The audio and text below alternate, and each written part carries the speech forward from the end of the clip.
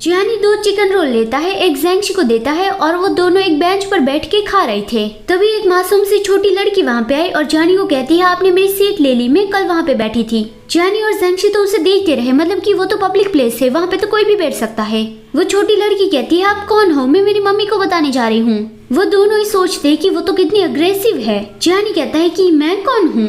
वो जैंक्शी के कंधे पे हाथ रखता है और कहता है कि मैं उसका मैन हूँ। ये भैया और उसका मैन दोनों ही इस पार्क पे डेट पे आए हैं। हम तुम्हारे आने से पहले कल से यहाँ पे बैठे थे, तो फिर जाओ जाके अपनी मम्मी को बता दो। इन सारे वक्त जैंक्शी ऑकवर्डली खांस रहा था, इससे वो ये कहना चाह रहा था कि अब और ज्यादा मत कहो। वो लड़की अपनी मॉम से कहती है कि मम्मी वो दोनों बड़े भैया डेट पे आए हैं। जैंक्शी ने जियानी के सर पे पंच लगा दिया और उसका मुंह बंद करके उसे लेके भाग गया।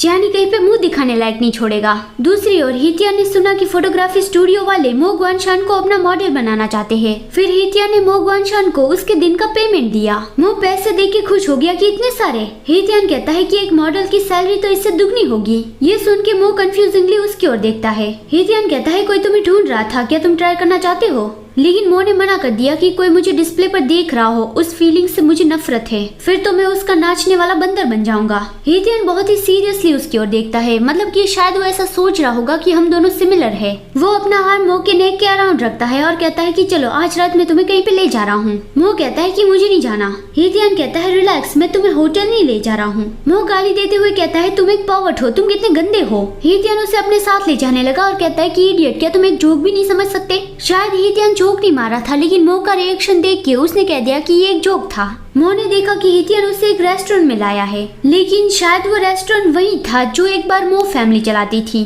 तो फिर मो कहता है कि तुम मुझे इस रेस्टोरेंट में क्यों लाए हो, मैं नहीं जा रहा हूँ। हितियान कहता है क्या तुम यहाँ पे पहले आ चुके हो? मैं आज रात तुम्हें बहुत ही डिलीशियस खाना खिलाने वाला हूँ। फिर वो दोनों अंदर गए। हितियान मेन्यू देख रहा था कि क्या खाया जाए, लेकिन वहाँ पे जो प्लेट्स की आवाजें आ रही थी उससे मो बहुत ही अनकंफर्टेबल फील कर रहा था। प्लेट्स जैसे टूट रही हो वैसा उसे फील हो रहा था। तो फिर वो उठ के जाने लगा। हितियान भी उसके पीछे गया कि हे तुम कहाँ पे जा रहे हो? ये रेस्टोरेंट मो ग्वानशान के पापा का ही था। मो जब छोटा था तब कुछ लोग यहाँ पे आ गए थे और तोड़फोड़ कर रहे थे। मो बहुत ही रो रहा था और उसके पापा उन लोगों से फाइट कर रहे थे। मो ग्वानशान की मॉम उसे उठा के ले गई और उसे एक क्लोजेट में रख दिया और कहा कि तुम यहाँ पर ही रहना, बाहर मत आना, मैं अभी पुलिस को बुलाने जा रही हूँ। मो अंदर बैठा बैठा रो रहा था, उसे बस चिल्लाने की, गूंज से लातों की और प्लेटें टूटने की आवाज सुनाई दे रही थी। हितियान उसे उसी रेस्टोरेंट में ले गया था। तो फिर प्लेट्स की आवाज सुन के मो ग्वानशान को वो बात याद आ गई। वो भाग के बाहर जाने लगा और हितियान जोर जोर से उसका नाम चिल्ला रहा था और उसका हाथ पकड़ के उसने मो को रोक लिया।